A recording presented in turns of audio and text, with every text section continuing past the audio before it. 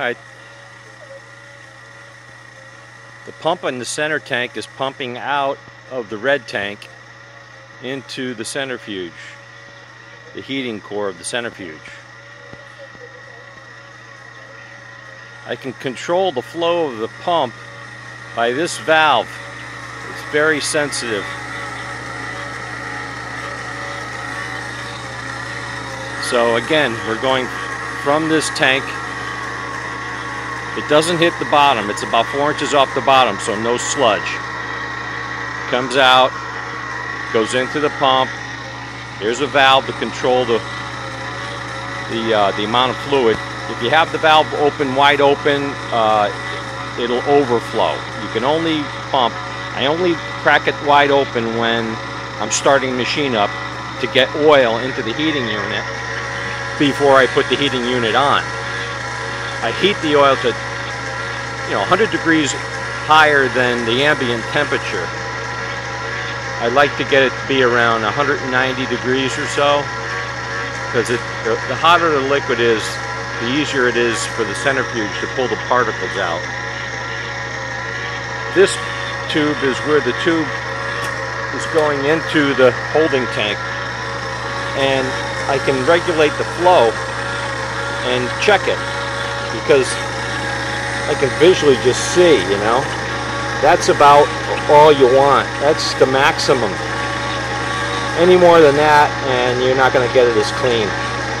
But that is about 1.5 quarts to 2 quarts per minute. That's the most we're going to do. That's the most filtering we can do with this centrifuge. 1.5 quarts is really the best.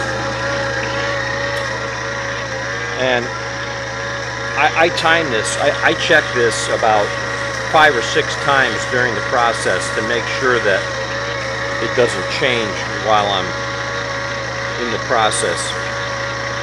I'll just take that tube away and put a bucket there and collect and time it. I'll time 30 seconds, see how much I get in 30 seconds, and that should be about 1.5 quarts. At most 2 quarts. 2 quarts is okay. That equates to about 30 gallons an hour. That's really twice as fast as the manufacturer recommends, but I think they're conservative on their estimates, because I've been doing it this way for 2 years. I haven't had any problem. I mix it with diesel.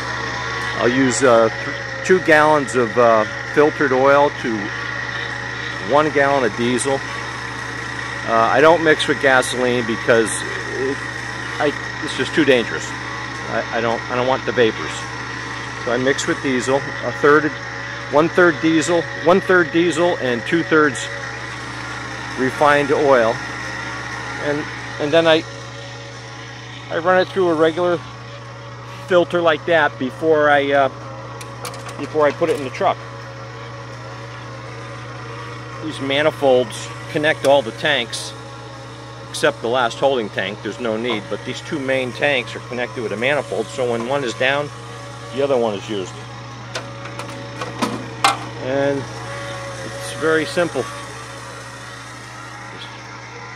That's all there is to it.